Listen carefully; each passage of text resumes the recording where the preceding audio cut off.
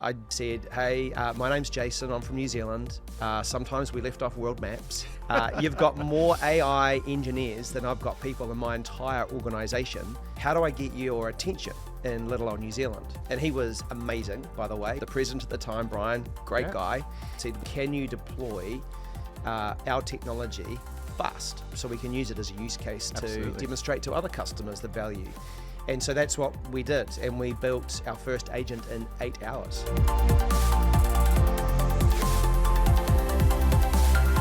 Today, I'm talking with Jason Paris, CEO of One New Zealand, one of New Zealand's most trusted telcos, delivering reliable connectivity that reaches 99% of the population, from major cities to the most remote rural areas. Under Jason's leadership, One New Zealand has rebranded, refocused, and set an ambitious goal to become an AI-led telco. Welcome, Jason. How are you today? Yeah, thanks for having me. I'm great.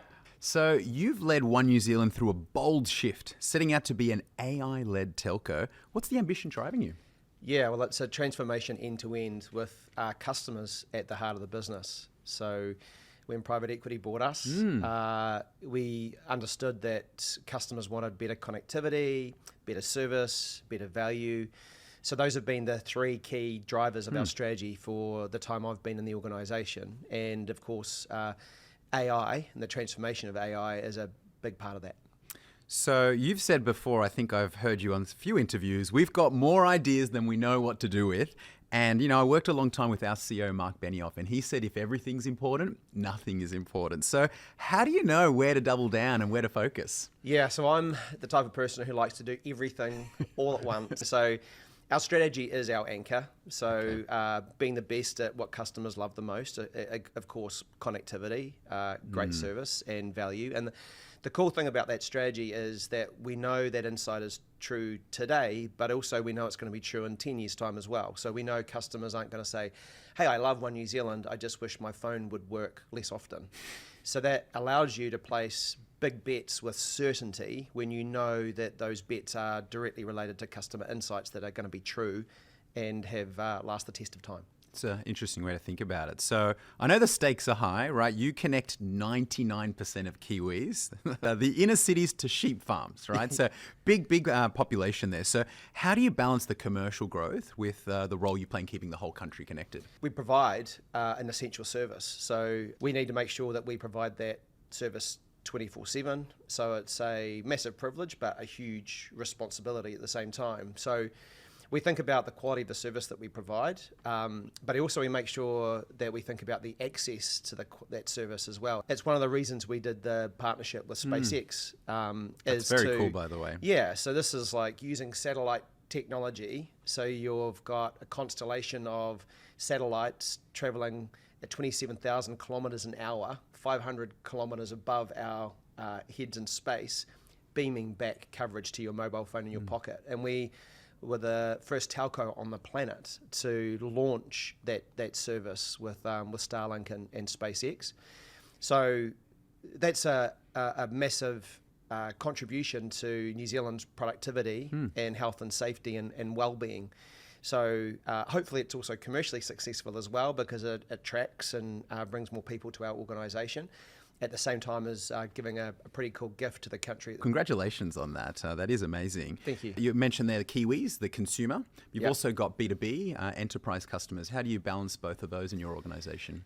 Well, again, the cool thing about being the best at what customers value the most is those insights are true regardless of segment. So enterprise customers also want great connectivity, they want fantastic service and advice, and they want great value. At the same time. It's just that the enterprise customers sometimes want more bespoke or sophisticated or more resilient solutions that for their businesses. So the insight doesn't change. It might be the technology that we provide to them but it's also our job to hide the technology from them because they don't really care about the tech, they care about the outcomes, right? So they care about actually winning more customers, keeping their teams safer, making them be more productive. Those are the things that technology should be providing and they don't have to worry about the tech behind the scenes. That's our job. It's interesting, if you interviewed any telco CEO on the planet, the strategies would be very, very similar. You could just change the logo out. The key is who can execute the best. You were here, I believe, 12 months ago. I think I remember seeing you bright-eyed, bushy-tailed, right? Yeah. And learning about Agentforce, agents we had just launched. Yes. And fast forward to today, we're going to talk about what you've done with Agentforce. But tell us a little bit about why you're so excited about agentic technology and AI. Well, seriously, 12 months ago, I didn't even know what agentic meant. I said to my chief data and AI officer, Summer, she's amazing. Yeah. And just said, look, what does agentic mean? And she said, well, this is where you give AI permission to not just recommend, but take action on your behalf. And I was like, wow. And we could see that the technology was real pretty quickly. And the ability for us to deploy it across every facet of our organization to give huge productivity, customer experience, revenue gains. And so from New Zealand, the big challenge is how do we get the attention of the biggest technology companies in the world, including Salesforce, to partner with us deeply? And the answer was pace. So I genuinely introduced myself to the president at the time, Brian, great guy, and said, hey, my name's Jason, I'm from New Zealand. Sometimes we left off world maps. You've got more AI engineers than I've got people in my entire organization. How do I get your attention in little old New Zealand? And he was amazing, by the way, and said, we started selling to businesses way smaller than yours, but it was about speed to market. So can you deploy our technology fast so we can use it as a use case to demonstrate to other customers the value? And so that's what we did. And we built our first agent in 8 hours. And so that was something we're pretty proud of. So I want to get into those agent use cases, but before we get there, what's been your most interesting reflection on how your customers have reacted to this technology? Like, do they know what it is? Like, how to interact with an agent? Yeah, well, the first thing is you've just got to be really transparent, right? It's one of the anchors I know of Salesforce, and the key value is trust, right? Yeah. Most customers probably don't understand that if you're using social media or maps, you're using AI every day anyway. So these are tools that are game changers for you in your life. Navigation, I wouldn't know how to go anywhere these days without it. Exactly right. And so all we're simply doing is we're introducing it into more facets of your day-to-day life to help you. And so we just talk openly about it. When AI is helping, we're absolutely transparent about it at the same time. And the reactions from our customers have been really positive. So you're always worried about how people are going to feel. Yeah. But ultimately, if it just gives me better connectivity, gives me better service and advice, and gives me better value, then I'm all in. And that's what we've found with deploying AI across our organization. Customers are all in because they can see the gains from it. What I like about that is these are just well-known business principles, right? You serve the customer well, you do it quickly, efficiently, you get out of the way, you try to remember the things you've done before. Everyone wants that, right? Absolutely. And, in our own businesses, who gets to their whole to-do list any day or week or month? Not me. No, not me either. And it's the same for customers, right? You're always trying to find ways of freeing up time to work on the stuff that you want to do, not the chores.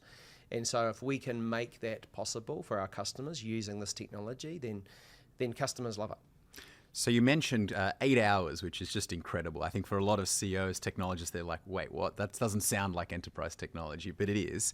But I want to congratulate you. You've gone live on your agent, helping over 500,000 customers migrate from their prepaid plans, right? Tell us a little bit about that use case and the importance to One New Zealand. Well, the first thing to disclose, it was 8 hours to build and 2 weeks to deploy. And the reason it was 2 weeks to deploy was nothing to do with the technology from Salesforce. It was the quality of our data. So we had to make sure we cleaned that up.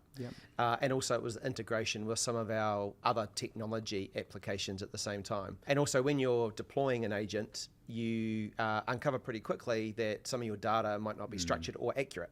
But it's interesting that same data set was being used by your teams already, right? So we've found that by scaling AI, it's actually given us the gift of knowing where our data has a quality problem in the first place. It's like putting a bit of sunlight on it, right? Yeah, and then because we've had so much confidence with it, the AI that we've been deploying is having a bigger and bigger impact on larger and larger parts of our business. As you said, hundreds of thousands of customers migrating off old legacy plans onto new modern plans. And the AI agent is facilitating that. And so you think about the old ways that you had to help a customer through or migrate or upgrade or change plans, outbound calling, inbound calling, retail stores, all human driven, all really hard, complex work that takes you like weeks or months. Now in seconds, you've got thousands of customers engaging with an agent, helping in real time. And really pleased that so far the engagement is 400% higher than our traditional channels. Wow. So that is incredible, right? So again, customers are loving how they can interact with this agentic tool in a way better way than any of our physical or old digital tools have been able to. So for the folks that are sort of not familiar, they're going to your website, they're interacting with the agent is sort of showing them the plan they have and giving them a menu of options, and then they choose, get verified, and can basically select the new plan. That's the use case, right? Exactly. So everything from customer identification to then a conversation about what plan might be right for them on a carousel that presents the options. So it's visual. I remember seeing it's quite nice graphics you've got there as well. Absolutely. And then the agent afterwards will say, is anything else that I can help you with? Can I troubleshoot some kind of common mobile problems that lots of people will might have? And so it's not only doing the plan migration, but it's also adding value at the same time. So really has been a game changer for us. Where my brain goes with that is it's the kind of integration of sales and marketing and service, right? Because you've got a customer, you're trying to upgrade them, but you can sell them something else. You can see what's working, what's not working, kind of in this consistent path. So many ideas go there. Yeah, it's interesting, right? Because traditional organizations are structured around sales divisions or service divisions, but customers they just engage with us. And so every service interaction is a sales opportunity. Every sales interaction is a service opportunity. And that's how the AI agent engages and acts. Yes. So you mentioned before working with Salesforce. There's so many technology vendors available now that are all saying they do AI. Tell us a little bit about what else went into the consideration of working with us. The first thing is, are you going to enjoy working with the people that you're going to be few working good with? folks there at Salesforce. Yeah, and like the partnership's just seriously been incredible. For an organisation of your size to have the culture and the values embedded, it's quite remarkable. Second, you've got to make sure that the technology works, right? And so it does. And so that's been, as anyone will know, any CEO, CIO, CTO knows, you get pitched about AI and every day, right? And not all of them have the substance that Salesforce had. Then it's the capability that surrounds that technology. And so, what we've again really enjoyed is the expertise that Salesforce can unlock from global markets who have been working with other customers. And then they can be deployed within our own organisation in, New Zealand, which we believe is one of the greatest countries on the planet. It is. Everyone's welcome to come and Kia ora. visit. Yeah, exactly. So it's the capability that you've unlocked globally as well, not just through Salesforce, but through other partners as well that work with you. So I think that the values, the technology just works, and then the capability that supports it have been the three keys. So you mentioned that very successful use case already. Yeah. Where are you going next? I know you had a lot of ideas. What goes in your mind as to maybe the next value area that you want to tackle? Yeah, so service, we think there's just so much. There's a lot there, but of course sales. So I'm not just looking for productivity gains. I don't want AI just to be a cost reduction play. I want it to be a CX transformation. I want it to be a revenue and margin lift through having more customers join us, more customers buy from us. And so the use cases we're already seeing, including, Customer Zero, Salesforce itself, and hearing how you're using Salesforce to qualify leads, to have a conversation with leads that then can be passed on to one of your salespeople after a lot of the groundwork has been done, is our next big wave, I think, of opportunity. So when I talk to other CEOs or CIOs, the first question they ask is, how do you bring people along on this journey? So we've talked about a culture a little bit here in selecting working with Salesforce. How are you bringing this culture back to One New Zealand? Because this is a big change, right? Yeah, well, the thing we talked about before around demystifying and being more transparent with customers around AI builds trust it's exactly the same principles for your team. The first thing that people will ask is, what does this mean for me? And even if they're not asking you, they're thinking it. Yeah. And so again, what we did is we just pushed the technology in their hands as fast as we possibly could. You have to get the technology in their hands, because through transparency, you build trust. Right. Because even if they're not saying it, your people are going, what does this mean for me? What does this mean for my job? Are you moving my cheese? Exactly, right? And the only way to do that is by putting it in their hands so they can experiment with it. And so we set up a range of squads that basically mirrored the current structure within the organization and said, here are the tools for you to experiment with, and just go for it. We're not looking for any value at this point in time. We just want you to test. The other thing we did is we invested 25% of our AI budget on an AI school. Oh, wow. And so half of our entire organization have been through term 1 of the AI school. Salesforce, one of the partners that helped provide the learning modules for our teams to learn. And now 1/3 of our organization have an externally recognized AI credential that they can put on their LinkedIn profile. So what we've said to them is, look, AI is not coming for your role, but it's coming to your role. But someone who knows AI better than you is definitely coming for your role. More qualified. Yeah, and so we can set you up for the next 10 years of your career if you lean in. And we've got fantastic partners like Salesforce who have the training modules that we can embrace and you can learn from. So that's been the way that we've approached rolling AI out internally. That's powerful. So tell me, Jason, what's the biggest leadership lesson you've learned from this? Obviously, bringing people along, but I think you were already doing that from the beginning. So is there something you've realized? Is there an aha in there? Yeah, look, if you're business casing AI, you're already too late. You have to move with speed. You business case by doing, right? This technology is changing so quickly that the only way that you're going to be able to use this technology to disrupt and win a market versus being disrupted yourself is by being ahead of the curve. And so that's why partnerships with Salesforce are so important, right? So we've got an approach which is we want to have the ability to take the technology faster than any other telco, any other utility, any other subscription business on the planet. And the way that we'll do that is just by being ready. So as soon as you announce something or release something, we want to bring it into our organization, get it in front of our people, get it in front of our customers. And so the biggest business learning for me is speed is an advantage. Having lived here in Silicon Valley, it's a very Silicon Valley type approach, right? Which is, things are coming out and you don't see any business cases or 6-page documents being written up about why you might do something. You just do it, right? Exactly. And I think that's really interesting. So you talked about bringing everyone along. Do you do something a little different for your leaders? Because they play an important part. I've had the privilege of having great chats with Summer Collins, your Chief AI and Data Director. She's amazing. How do you have more Summers in the organization? Yeah, it's a great question. So we were one of the, I think, first companies in New Zealand, at least, to have a Chief Data and AI Officer on our exec.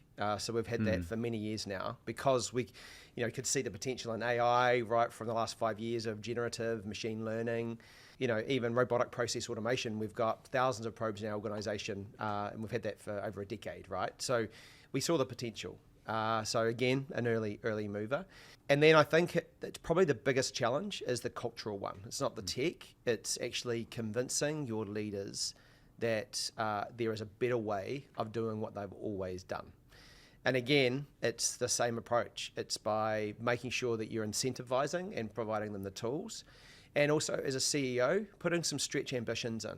So, and then also some constraints on the same side to make sure what you're forcing people to think differently.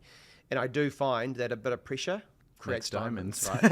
Exactly. Yeah, absolutely. And so we try a mix of incentive and also constraint.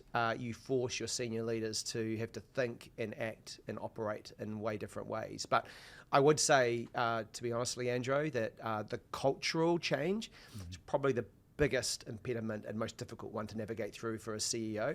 You try to champion it and set a vision, but it's just persistently having the same message day after day after day with your senior leaders, which is really going to be the thing that drives the business forward fast.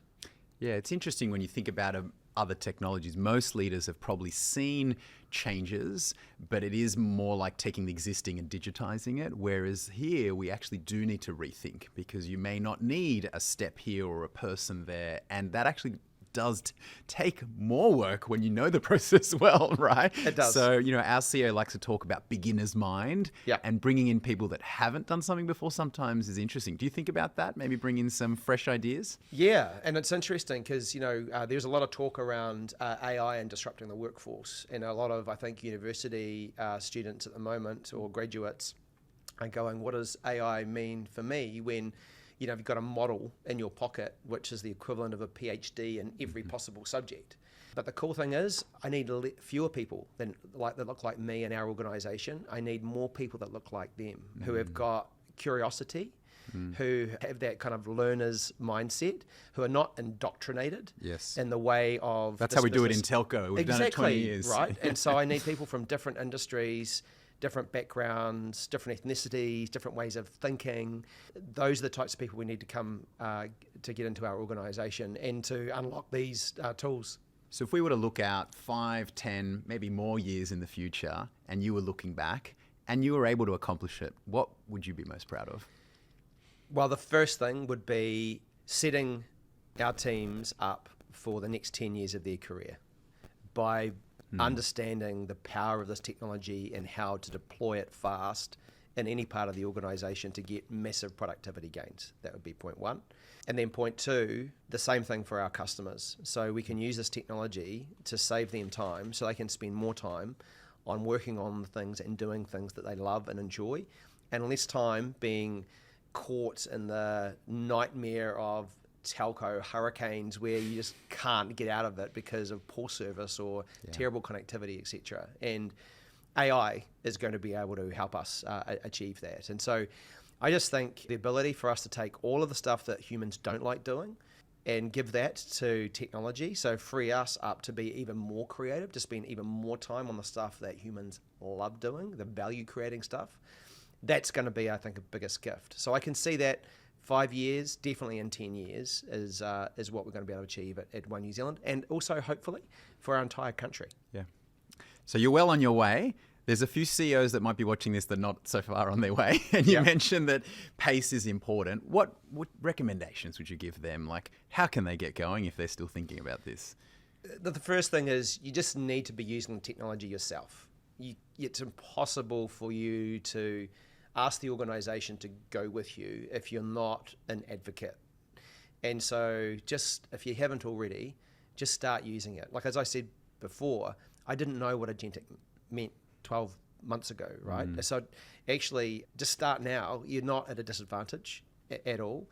And telling stories of how AI is helping you in your personal life or in your business life, how it's improving your documents you're preparing for your board, or helping you help your teenager study before a big test, or giving you access to information that can help you navigate through a really tough and tricky strategic kind of challenge. These are tools that are all at your fingertips today that if you're not using is a misstep in my mind. So just get going is my biggest advice. If you really want to get your organization to embrace this technology, to transform it for the better, you have to start with yourself.